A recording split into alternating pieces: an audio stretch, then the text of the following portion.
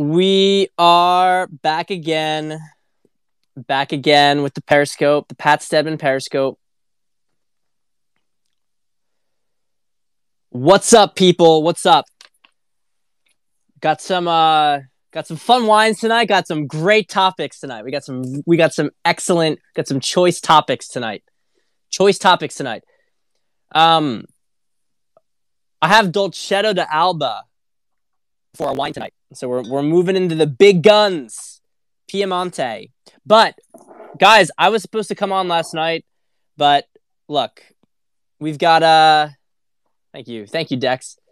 I've got baby's been having a rough couple weeks. Okay, gotta level with you guys. We've been meaning to go to New York twice now. We've had to cancel our trip back to New York because, well, it's a small apartment and 4 people are easier than 2.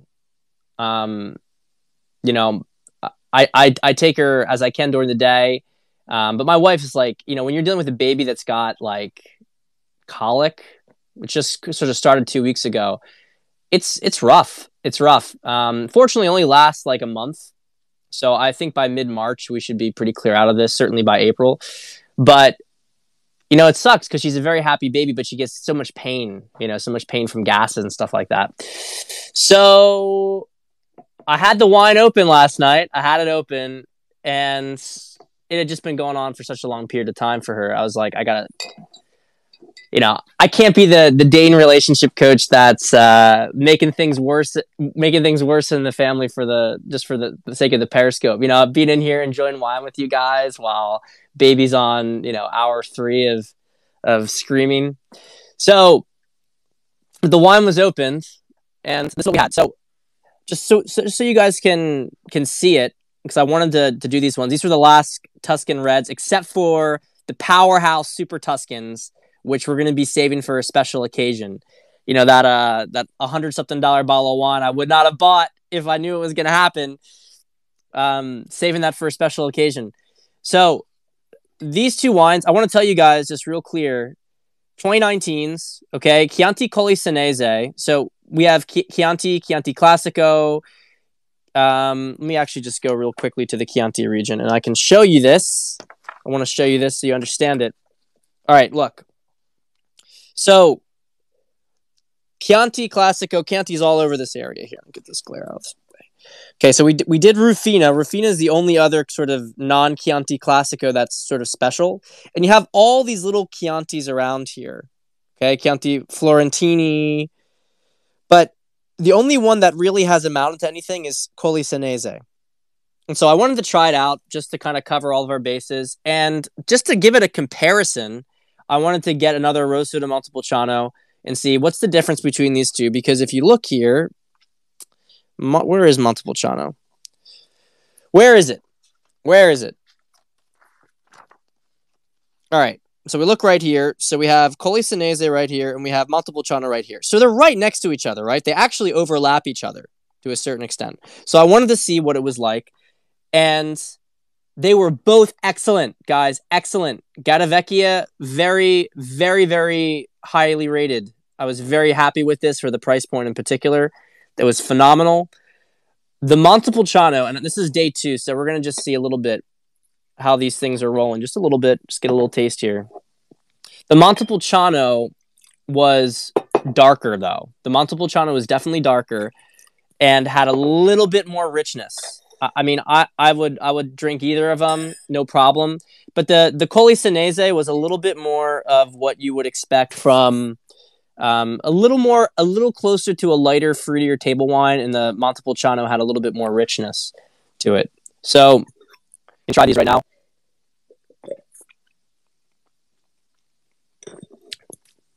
Day 2, they're still good. A little less expressive at the moment.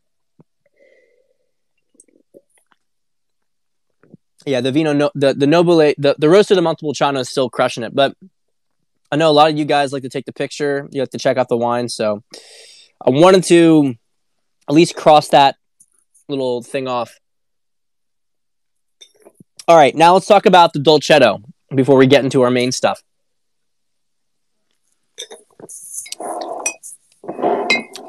By the way, guys, momentary product placement here. If you drink wine, okay, if you drink wine, you got to get these. You got to get them, okay? And here's why you got to get them. Because you don't want to have to feel like you have to go through a bottle on a given night. And so for a limited time only, when you come to Pat Sippin's Periscope, if you subscribe below, you will get one of these free. I'm just joking. I'm just joking. Maybe I'll do that at some point. Maybe at some point I'll do that with my wine company in the future. Maybe I'll include one of these things with it. But these are vacuumators, okay? And I don't particularly like these ones. I like the older ones that we have. But vacuumators, so important because oxygen ages the wine. So the vacuumator allows you to get more bang for your buck from this wine. Some people also do something like they put nitrogen gas on top of the wine, and that also creates a displacement. I haven't tried it, but I've heard it's good too. But I find this easier. You just need the pump, and you just need the top. All right, so the actual wine we're going into tonight, the actual wine is Dolcetto d'Alba, actually. Do I recommend pouring spouts that aerate as you pour? You know, my dad loves them, and I got to be honest with you, I don't really care so much about that. I think it probably makes a difference, but I don't think it makes a big enough difference to really, obsess over it. What I will say, though, is if you feel like a wine needs to be opened up, decant it. Get a decanter and pour it into the decanter, swirl it around the decanter, let it sit out for a little bit. I don't know how much the pouring spout, maybe it makes a difference. I haven't done a control trial with it, and maybe I'll do that. Maybe that's a good idea for a tasting, in that we'll do a controlled thing. We'll do a controlled between 3 bottles, same bottles. We'll do one that's just been there, one that's been decanted and open for an hour, and one that goes through the aerator. Maybe we'll do that because I have all that stuff here. So that could be fun to see if there's actually a difference. But I would think that, by the time it gets into the glass, you're already getting a lot of that from the glass. But so Dolcetto d'Alba. All right, guys, I'm excited to do Piemonte because Piemonte is probably my favorite place in all of Tuscany. I saved the best for last. Tuscany, favorite place in Italy. So Dolcetto, we're starting small here. Okay. So this is important to understand Piemonte. You've got 3 main red grapes. Okay. Now the main red grape is Nebbiolo. Okay. Nebbiolo is where Barolo and Barbaresco come from. All the choice positions on the south-facing slopes. This is where the good stuff comes from. Okay. I love Nebbiolo, and not even necessarily Barolo or Barbaresco. Nebbiolo is it's like a tart cherry red wine. It's light colored like Pinot Noir, but it's got more tannin to it. Nebbiolo can go for ages, can really, really age for such a long period of time. Nebbiolo is great. Then you've got, next tier is Barbera.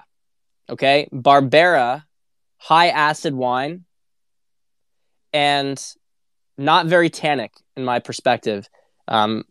But very, very good. People use it for pizza. It's kind of mid-tier, right? You can make some really high-end Barberas, and you can make some sort of lower Barberas, more simple ones.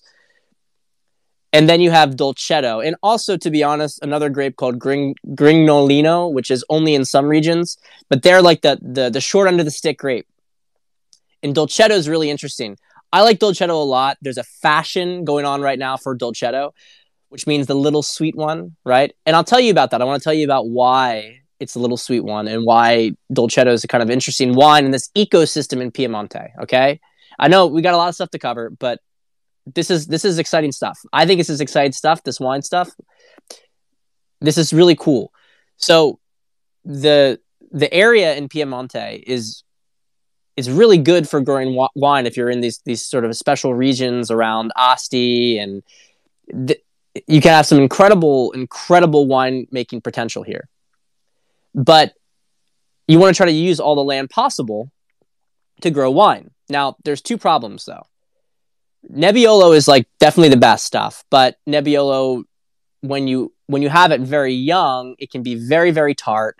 It needs more time usually to mature, and it also is capable of producing really, really great wine. But here's the other big thing, is that Nebbiolo doesn't do very well with, it's a finicky grape. It needs a long growing season. Okay, it needs a long growing season afforded there. So Nebbiolo has to get the best sites. It gets all the south-facing sites, all the mid-slope, all the best stuff. Okay, can't be too high because it's too cold. All right, and it can't be, north-facing or not have enough of a southern aspect. After that, then you have Barbera, and Barbera can age for a little bit, and they do that, right? And so Barbera gets the next best sites. But then what are you going to do with all this other area? Well, that's where you have Dolcetto. That's where Dolcetto comes in, because Dolcetto ripens a lot earlier. Okay, and it doesn't need a long time in the bottle. There are some places like Dogliani that do a really good job of like trying to make more intense, ageable Dolcetto. But generally, Dolcetto was the wine that, they're using their infrastructure, which is designed primarily for Barolo, Barbaresco, the big guns, and then beneath that, Barberas. They have this window where those grapes have not been picked yet, but Dolcetto has been. So Dolcetto, they'll throw it in the fermenter. They'll do a quick fermentation with it, and the wine's designed to be drunk right now, pretty much. Simple wine. And so it's a really cool ecosystem that you have all three of these grapes. And in some areas, like I said, Dolcetto is replaced by this grape called Grignolino, which I don't have a lot of experience with. But it's a really cool ecosystem. So we're starting at the bottom here. But Dolcetto is really, really wonderful. I think it's a really wonderful grape. And I'm hoping that these two are great expressions. Dolcetto has so much color. I mean, look at this. Actually, to be honest, this is like a not very extracted one, because usually you can't even see the bottom. They're a deep, this one's a little deeper. They're deep, deep purple, okay? I think that they're going for a little bit different with these. When I've had Dolcettos before, it's like magenta ink, okay? Absolutely magenta ink. And it has very high tannins, but not a lot of acid, which is why they call it Dolcetto, the little sweet one, because compared to Barbera, it appears sweet because there's less acidity. So let's try it out. First one is this Maro Sebaste.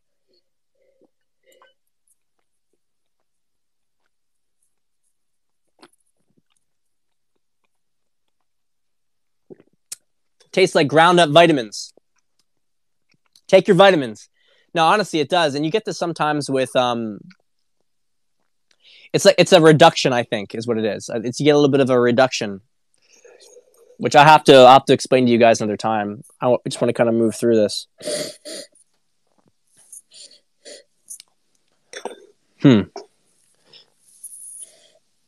Okay, so this Dolcetto is a lot more as you'd expect the fruit to come out. Really almost like a bubble gum, the kind of stuff that you get from almost like a Beaujolais, from a wine that hasn't gone through a lot of fermentation, short fermentation, bottling right after, no aging. I mean, these are 2019, so they've had about a year in bottle.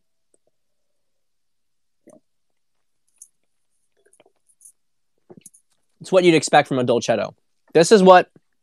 I'm going to go back to this one, but this is what you'd expect from a Dolcetto. It's really just like blueberries. It really tastes like blueberries, to be honest. That's the main fruit that comes forward with it.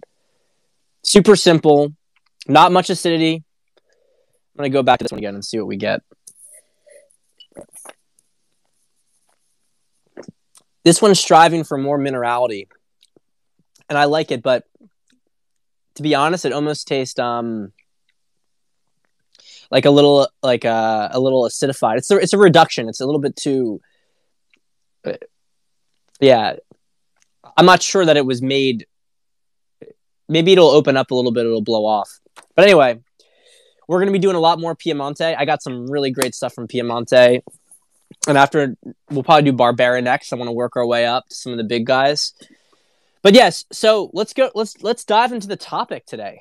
Let's dive into this topic. All right. So, first thing I wanted to talk about is I wanted to riff off of Niel's thread the other day. Okay, because it was a great thread. Probably one of the the best threads on our area, the sort of dating relationship sector that I've seen in a very long time. Okay. In terms of how to outline things, it broke it down perfectly. What are the three things you need to give a woman, to turn a woman on, to give her an incredible sexual experience, right? To get her super aroused, super attracted to you. Number one was, of course, be desirable yourself. And that's something that everybody talks about in the manosphere. That's the first step everybody talks about. And unfortunately, that's where a lot of people get stuck. Is it like, if I'm hot, if I'm wealthy, if I've got game, then she's going to want to fuck me. And that's true. But very often what happens is that the girl who wants that is a girl who's beneath you. So she's sort of using you as a fantasy for herself. She knows that her value versus you isn't very high. And so it's kind of like a chasing mechanism. So yeah, they'll be turned on, but they're trying to almost impress you. They're trying to like pull you in. If you want to, in a more committed dynamic, and actually not even just for, also for, frankly, seduction, even if this is just a girl you're trying to pick up, if you want to have a really, really deep way of gaining a girl's heart, if you really, really want to attract her and really pull her in, you have to do step two. And step two is about making her feel desired. Now, some of you guys remember from my email the other week, which was basically, I talked about this sort of comfort desire dynamic within relationships. And I think it got a pretty good response overall. But, this is a thing that was very controversial to talk about on Twitter. And I was talking about something slightly different, more specific than Niel's, but we were fundamentally talking about the same thing, which is that she needs to feel comfortable, but she needs to feel desired, right? By making her feel desired, you give her comfort. Okay? What's important first is that you are desirable yourself, but then you go and you give her, you look at her, you want her. This is really important because this is the nature of every single romance novel. Okay? Romance novel is not, this really hot guy fuck me. That's not romance novels. Okay? It's this really hot guy wanted me. This really hot guy needed me. He was consumed by me. Okay? And you can argue, it's a controversial topic, but you can argue that this is the vector for when you talk about rape fantasies with women. I think this is overblown. I think it's sometimes taken out of context, but it's true that it has been noticed, it has been observed, and that there's an element of arousal for a woman in a man being so consumed with desire for her that it makes her feel aroused. Okay, and this second piece people just completely miss. Now, I will say this about Niel's threat, because there's a third piece he mentioned, which is getting her to feel safe about opening up to sexual fantasies, etc., getting her to share those things, create an open space for that. That is advanced stuff. Okay, I'm not saying that you shouldn't do it, but you need to really get to a point of real confidence in yourself sexually and in your own self-value before you open that door. I recommend that. If you just do number one, you're desirable, you'll get laid and you'll have, moments of good sex, but it'll be fine. If you get to number two, you're going to have great sex and you're going to be considered to be very, very good with women. You're going to be in like the 90th, 95th percentile. Okay. It's that last 5% that is the guy allows her to completely open up sexually about everything. And I do caution guys with this. I just caution you with it because you have to really be prepared to hear, like, I would frankly, in your mind, be prepared for some of the most filthy things and things that could even be violating of, the sort of monogamous contract of your relationship. If you really want to open that door, you have to be prepared for that. because otherwise I would only like dip your toes into it a little bit. Because the reality is that she's going to be so turned on by you anyway. But if you are able to do number two is so important. If you're able to do number two, then and make her feel desired after you are desirable. The rest of the stuff, you know, because fantasies are a very slippery slope. Because what happens is that when people, let me put it this way, fantasies I think are overemphasized by modern society. This is my perspective. This is maybe where I part ways a little bit with Niel's. I know that women have these very dark fantasies. I know men have very dark fantasies too. But there becomes a question of, where do these fantasies come from? Where were they programmed from? And what is the result of indulging them? I'm not saying, I think in the confines of a healthy relationship, I think that there's enormous amounts of intimacy that can come from the judgment-free space of these things being expressed. I'm just making the point that if you open that can of worms, what happens is that what you feed grow. What you feed grows. Okay, I was having a hard time saying that. If you're doing 1 and 2, you guys are going to have an incredibly healthy sexual relationship. Okay? And is there a need to really go too far into the fantasy realm? Because where did those fantasies come from, and what will they do to the foundations of the relationship? I have seen very often when people explore those fantasies to a large extent, it's not just like some sort of play in the bedroom. Or maybe it is, starts off that way, but it gets fed. The fantasy gets fed from repeated exposure and exploration of it. And that gives the fantasy power. So what starts off, for instance, with a girl having maybe a fantasy of having a threesome. Okay, so let's say you're, let's be very blunt here. This is not, this is not, it's R-rated right now. But let's say you're fucking her and you get a dildo to make it seem like, and that you shove that in her mouth or whatever to make it seem like she's getting fucked on both sides. And you use that as one of your fantasies. Okay, that can be very hot. But then what starts to happen over time is that maybe that fantasy builds. Maybe she wants the real thing. And so some fantasies will just stay in that realm. But once you really open that up and once you really emphasize it, you feed it. So just be aware of that for the third piece. She will, if you're prepared for anything to come of it, then by all means, go ahead. If you don't care about that stuff, then by all means.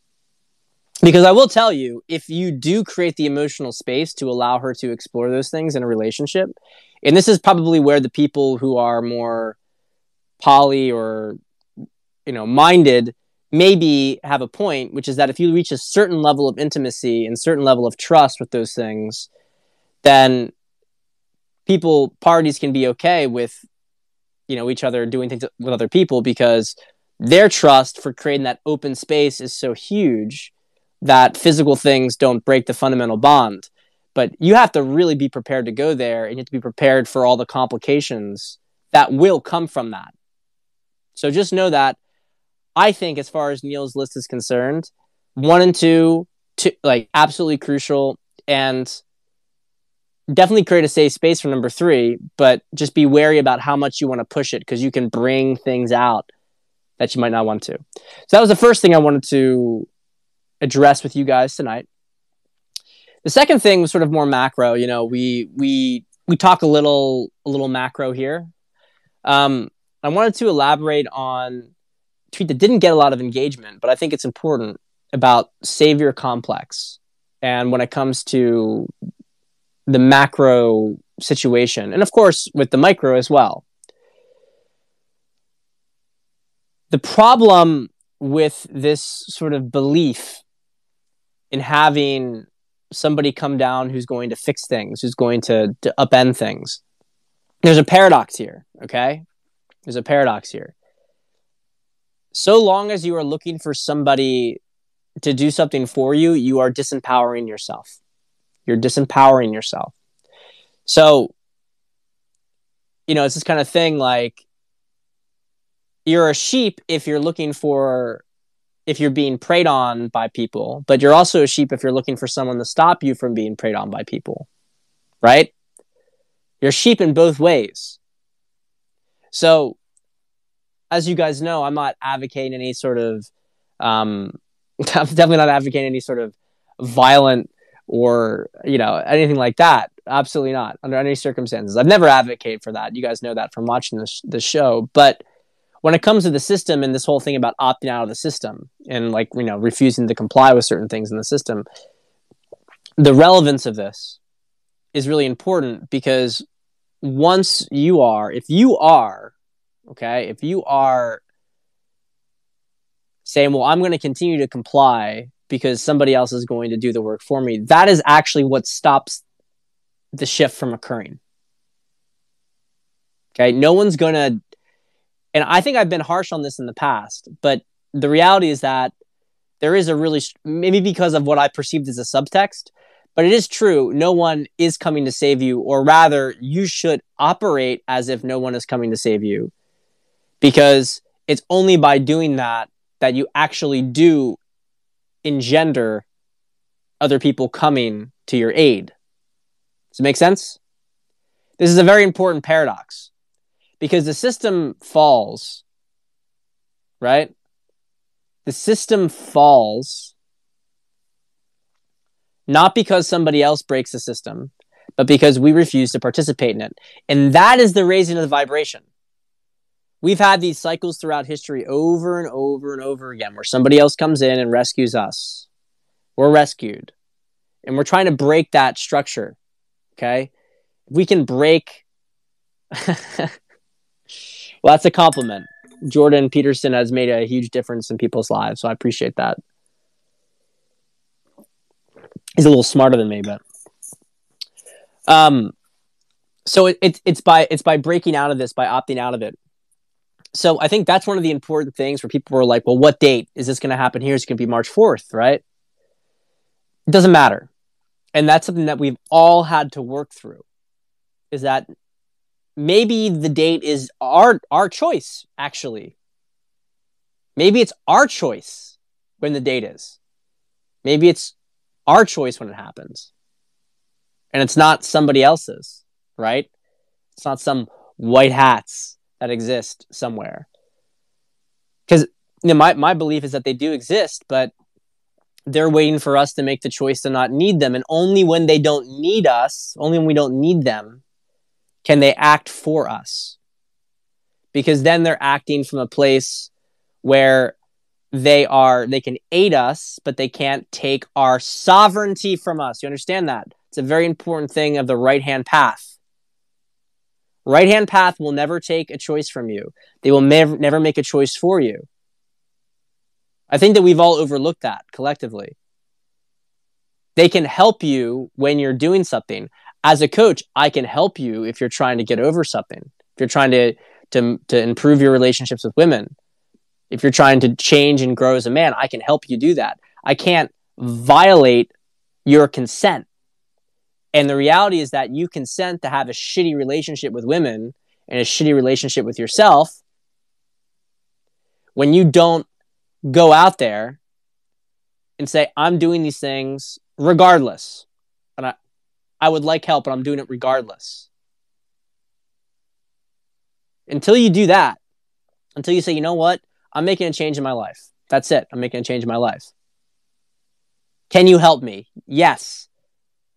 Rather than, my life is taking me. I don't like the language there, right? Can you fix this for me? No, I can't. I can't. Because my magic, so to speak, doesn't work if I try to fix things for you. I can help you to fix it yourself, but it's your choice. And so this is the case in the macro. Okay? Very important. Very important. So I think that, while we're in this state right now and we're waiting, we're in the lull, right? Hey guys, if you look at, thank you. If you look at a year as being from spring equinox to spring equinox, which is my structure, I think it's aligned with the planet, then what you have is, as of, I believe, yesterday, we are in the 11th hour. Okay, we're in the 11th hour. So I think the 11th hour is where interesting things will happen. But where are the interesting things that are going to happen? Where are they going to come from? That's the big question. Where are they going to come from? So let's see here. Let's go to the questions. Let's go to the questions. Let's go to the questions. All right. So, question number 1. How can one tell the difference between starting to have glimpses of 5D versus descending into a feel-good, self-congratulating delusion? Very good question. Very good question. So, the reality is this.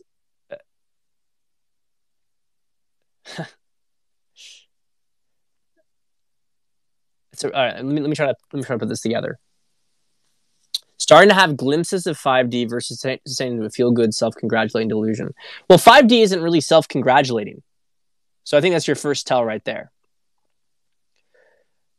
5D, and look, guys, I'm not even going to tell you. I mean, I think I'm in and out. I mean, someone would have to objectively tell me that. But I feel that that's correct. I feel like I'm on the cusp of upper 4D and 5D. And that's a really good point, though, Dex, right? This whole idea of like, am I in 5D is a very 4D question. Because 4D is the mind trying to make sense of things, right? Whereas 5D simply knows and feels. It's a really big perceptual shift. I think that we have to acknowledge that. We're very good at this point in being able to differentiate between 3D and 4D. 3D being the sort of fear, control stuff versus 4D being like, no, I can do it. I can improve. I can be free. We're good at differentiating those two. But 5D is very much dropping out of the game. It's dropping out of a lot of the polarity. So the more you're in 5D, you can recognize the truth of things very easily. But there's a lack of caring around it. It's like, you know what? It's okay that they're at where they're at. I can feel it for myself. If I were to have like, I'm annoyed at this person because this person still believes all the bullshit. Okay, that's upper 4D. It's like, why aren't you thinking of things the way that I'm thinking about things? Why can't you see the truth? Okay, the truth is obvious. Why can't you fucking see it? Right? You fucking sheep. Why can't you see it?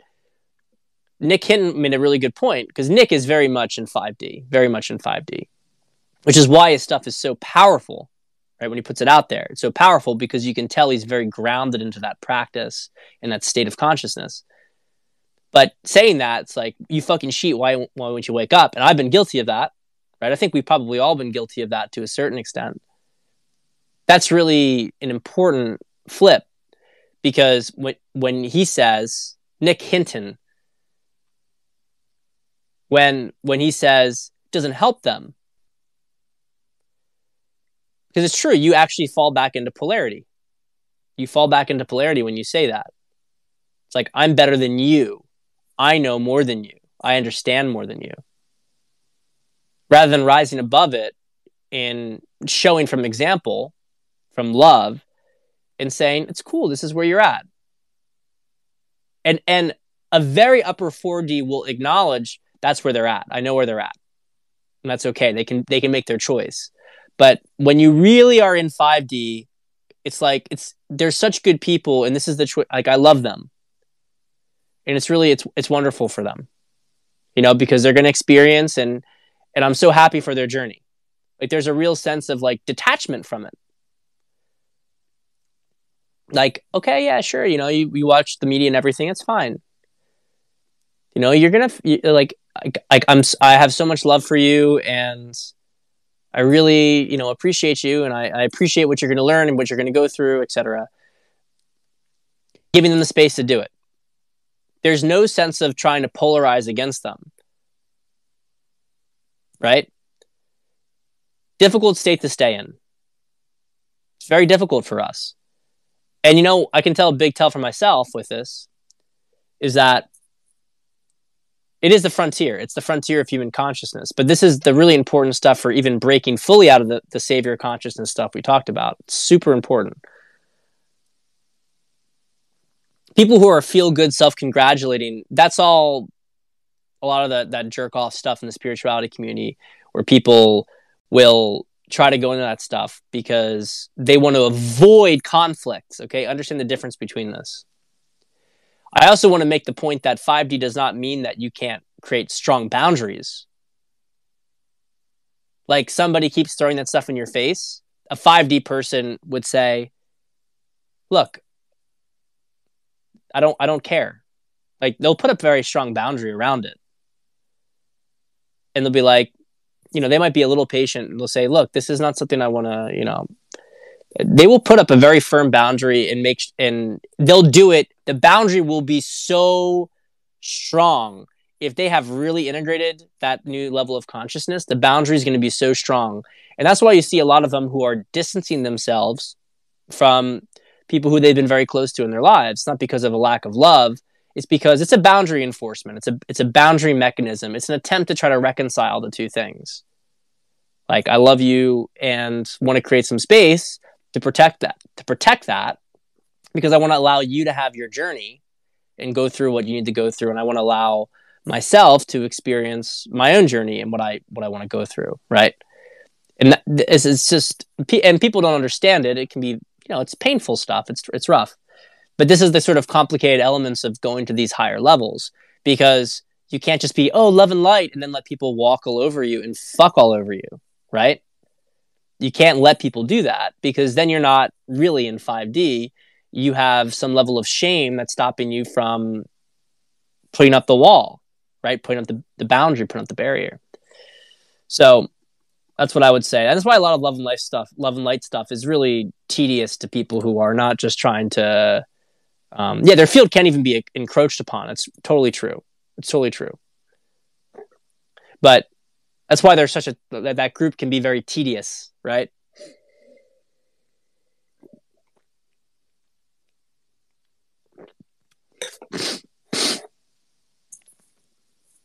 I was seeing if that first dolcetto was improving. I think it is a little bit. There's a little more meatiness to it. But I would still give number 2. Number 2 is what you're expecting from a dolcetto. Okay. Let's keep going down here. How to raise your consciousness. Also note that unless you can tell that how that differs from falsely thinking, my consciousness level has risen. Well, I think it's very similar to the last question, right? How to raise your consciousness. I mean, you raise your consciousness by, depends where you're at first, because to raise your consciousness from one place is going to call for a different movement than another. Okay, that's important. I've mentioned this a lot. If you're at a state of helplessness and lust and externally obsession, then anger's raising your consciousness, saying, fuck you, how dare you try to, whatever, not give me what I want. That's actually raising your consciousness. A lot of love and light people hate that, though. Love and light people would hate anger. No, anger's fine. Anger's fine at moments. It's totally fine. It's a way to really move. I think people if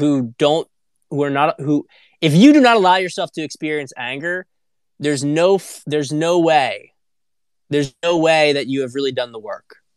That's a clear sign right there. I didn't say anger problem. I didn't say gain anger all the time. But if you think being angry is a bad thing, I'm not talking about controlled playpen. I'm feeling angry, in a controlled exercise so you can LARP it. I mean being like, fuck you. Fucking tired of this. That energy that can be very, very good. You have to be allowed to experience that. Have to be allowed to experience it. Otherwise, people are just, it's bullshit. It's bullshit. And when you do that, you can move through it faster. And then you can actually use anger as a source of play, almost. So you get angry, and then you can laugh. Because you move through the emotion quickly. And you notice this, guys, with fights and relationships. Very often a couple's like very pissed off at each other.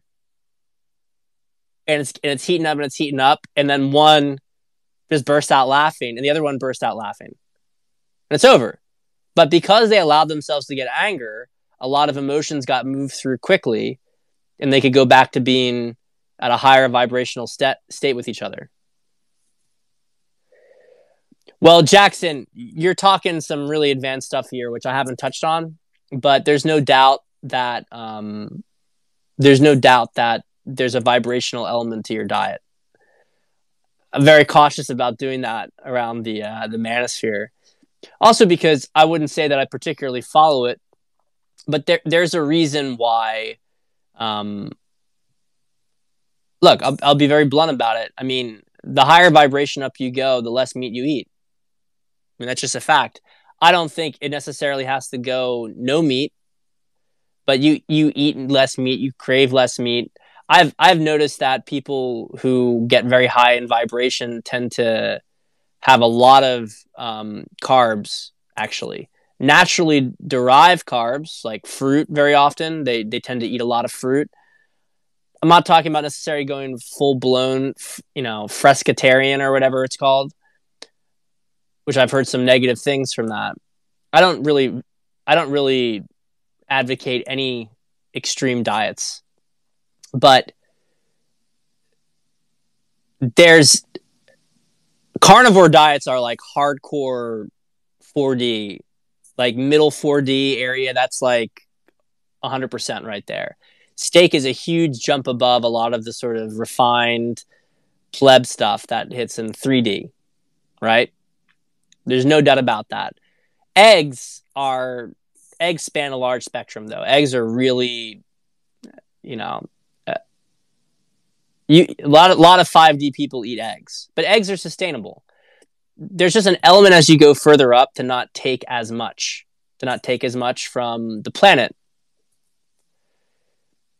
I don't think that there's and when I was in the wine industry, my one of my the boss who I really connected with, he was French.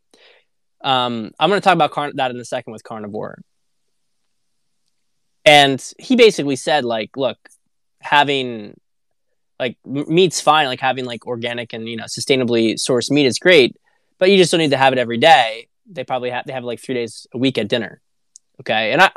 Like philosophically that kind of meshed with me a bit, but here's the reality also: your genetics are different, so you have to balance this energetic aspect with your genetics. For some people, right? Grimhood, for instance, if you he was a vegan and his genetics were completely anti-vegan. There are some people actually, and this isn't controversial. I hope that people in the manosphere are able to acknowledge the reality of this. People have different genes, and based on their ancestry, in large part, but not exclusively, they feel better with certain diets. And so there are some people who actually really struggle to digest meat. They feel a lot worse when they have meat, and they feel better on vegetarian vegan diets. And then there are people who a vegan diet would probably kill them, like literally would kill them because of their genetic makeup. So you have to accommodate all these things. Carnivore diets saved a lot of people's lives, and I don't think that people should change because they should. This is the ideal diet. The really true 5D guys, to close this topic, the really true 5D stuff when it comes to diet is because 5D is about understanding and honoring yourself. Okay? So what do you want? What makes you feel good? And if it makes you feel good, and if it makes your body feel good, then that is what you should be eating. And whether that's steak, whether that's vegan, that's fine. That's totally fine if you feel good with it. I think the problem is that people get ideological about it and they say, well, I have to have this for this reason or this reason, because of their community or because of their ethics or whatever, and they don't acknowledge it. Vegans, I think, are more responsible for that than carnivores from my maybe because there's more of an ethical element to veganism that drives it. But there have been many vegans who have severely compromised their health because of their ethics. And I want to just make a little point here, okay? I am super anti-animal cruelty and factory farming and all that shit. I think it's really terrible.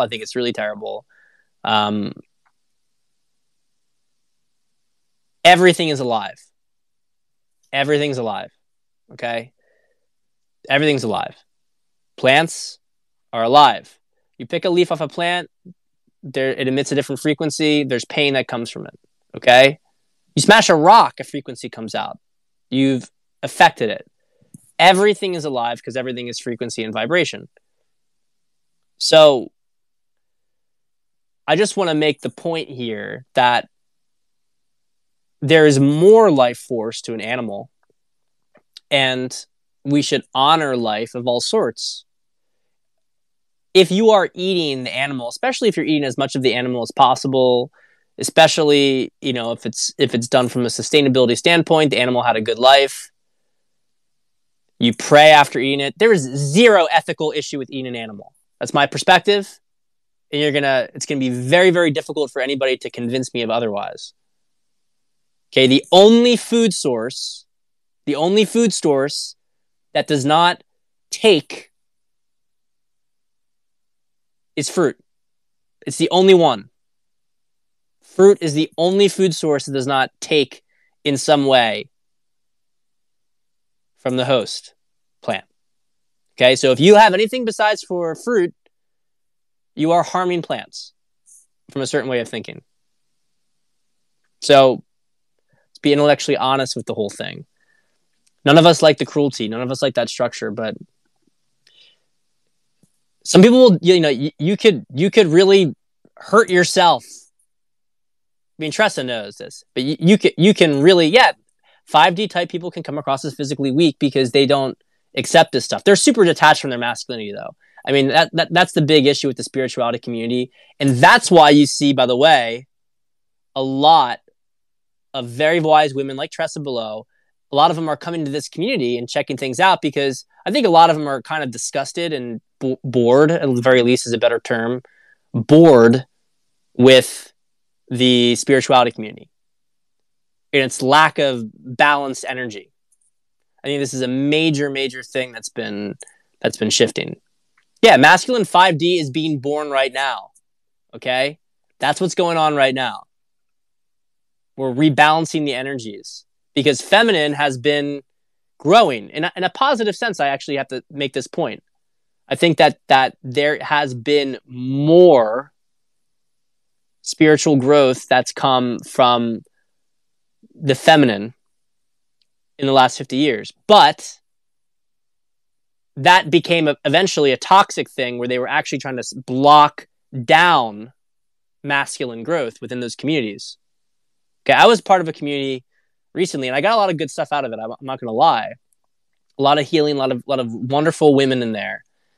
But it was 20% men, and half those men had zero masculine energy at all. The other 10% were sort of captured, you could argue. Maybe they liked it because they got to have the only masculine polarity in the community, and they got to, hook up with the women. It's a very common thing, by the way. But you noticed I got out of it. Just kind of had a feeling I got what I came for.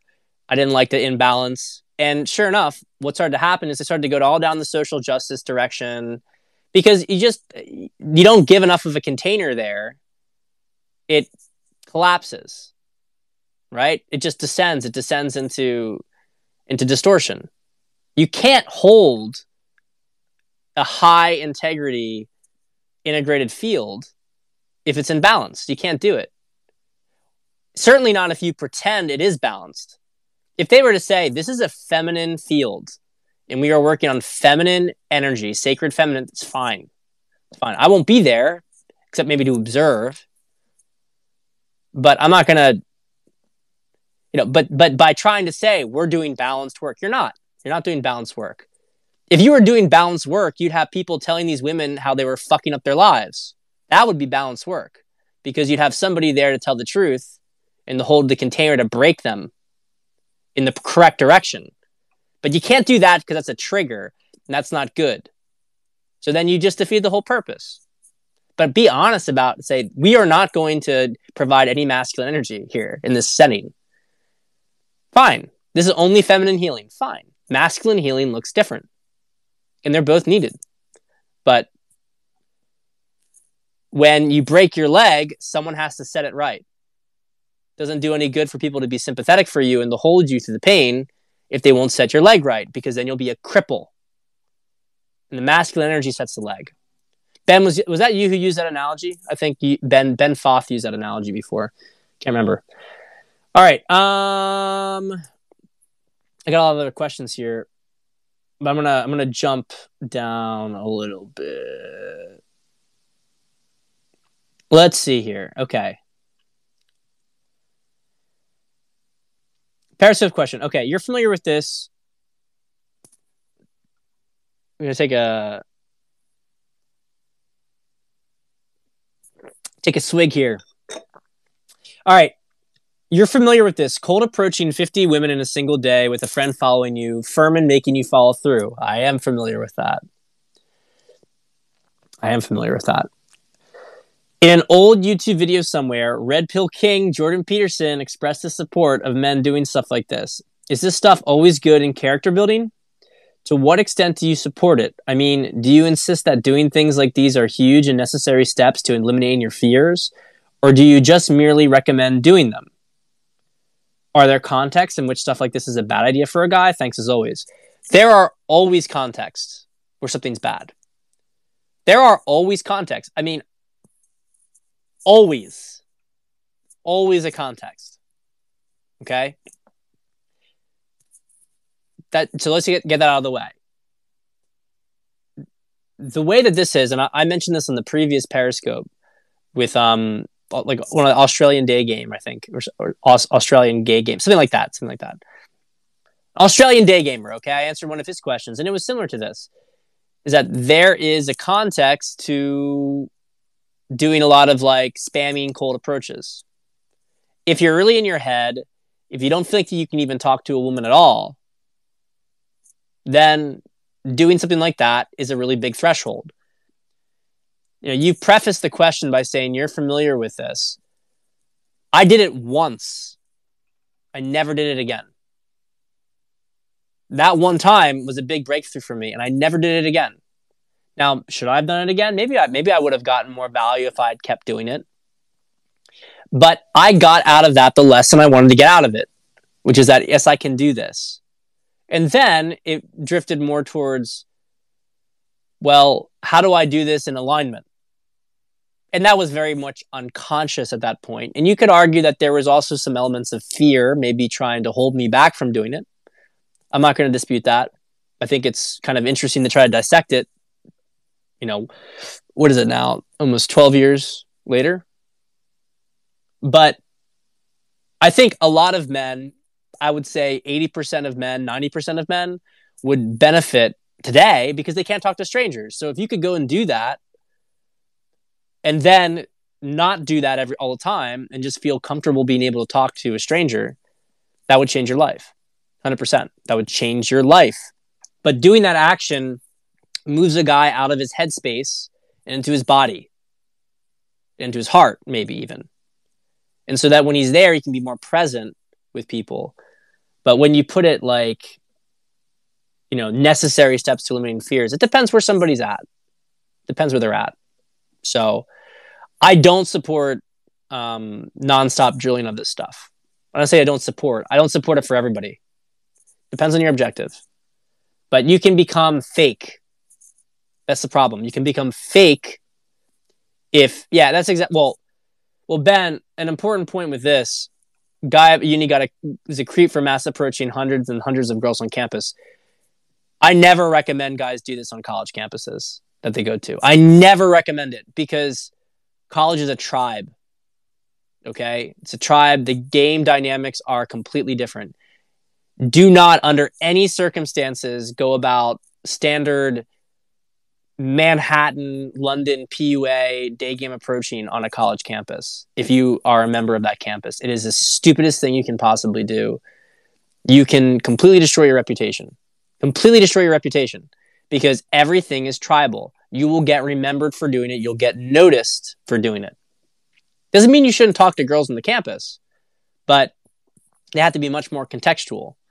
My favorite way of doing it was I was part of a comedy a cappella group, and we would have the flyer on the main walk, Lucas Walk, at UPenn, right? the flyer on Locust Walk. And so you'd stop girls all the time. That was a great way to practice cold approaching because you had a context. You're trying to get them to come to your show. That was fun. But if I had, come out there and started saying, can I, making obvious PUA stuff, people are aware of this. People are aware what PUA stuff is. They're aware at this point. This isn't 2005 where it's under the radar. Everybody's aware of it, All right. I'm going to look right here. I have one last big question I want to go into, but I'm going to just take a really quick thing here. Is Gordon Ramsey high 4D? I think so. That sounds about right. Feels right. I get initial attention from women and live an interesting life, but can't spark desire. What mean? Probably that. Okay, let's see. Sounds like you're afraid to assert what you want from the women. Sounds like you're like maybe looking for them to validate you for all that stuff. I get initial attention from women, but you're not going after what you want. And so that's why they're not really hooking enough. You could try to be more aloof and you could try to pull back more if you really have high levels of desire. But generally the way that you're going to be able to get anything out of this is you have to direct the focus back to them. I strongly recommend a lot of the standard, I have to be honest, PUA stuff with this. Attraction, comfort, seduction. It's a very natural formula. So it sounds like you're trying to get them to make too much of the move and you're not willing to really make the move yourself. When I say make the move, I don't mean even just talking to them. I mean, really, really sparking it. And trying to show your sort of interest for them, going after what you want, being able to push against them, create some tension. Tension really is the big thing. You're not creating tension. All right. Oh yeah, singing a girl's song can be a good approach. Yeah, that was always good. And I have a pretty decent voice. Muscles a lot of whack. All right, last question because this is a good one. Hey, Pat, how are you, man? I have a question for the Periscope or email. Kind of embarrassing. Actually, very embarrassing. I left my email open in my girlfriend's notebook, and she saw the newsletters I'm subscribed to. She even saw your newsletter on how to last longer. Uh-oh. Where's this going? But the worst thing is that she saw some email from Sterling Cooper, I don't know if you know him, on how to grow a bigger dick. She started questioning me about it, and I just told her that I saw some videos of Sterling Cooper and subscribed to his newsletter to read about lifestyle and self-care tips for man, including diet, which is true. I've never, ever been interested on how to grow a bigger dick. But right now, for the first time, I feel embarrassed. How can I hold frame in this situation? I'm telling her the truth, but you know way better than me how a woman's mind operates. Anyway, man, I'd really appreciate your help on this. Thank you. God bless you. Should we re-pour here? What should we do? All right, look.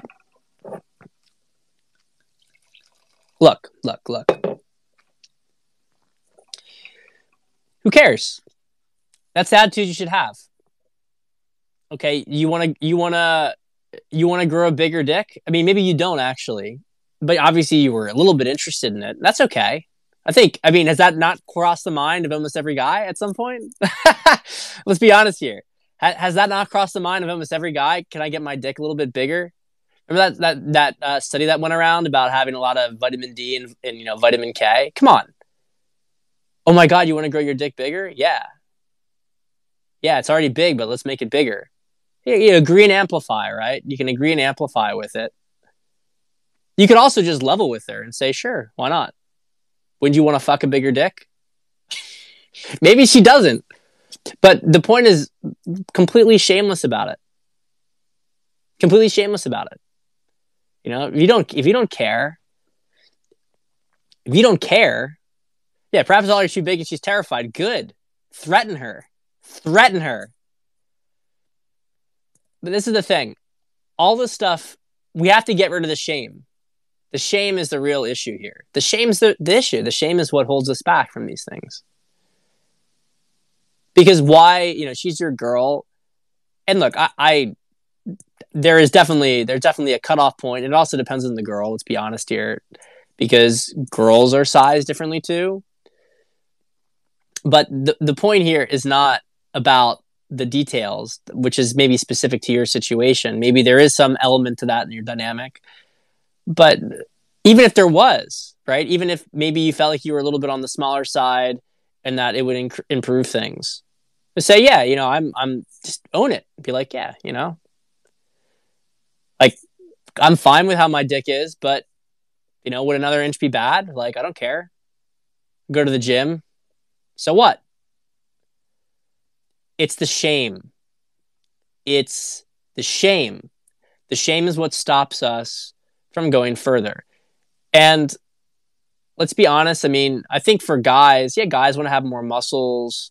Guys want to be taller. Guys want to have a bigger dick. Those are probably the big three, right?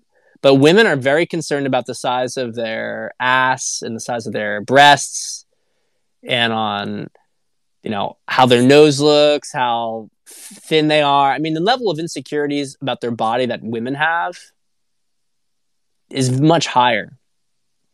And so by you not having any real insecurity about your own body and these kind of things, you can help to make her not feel shame about it.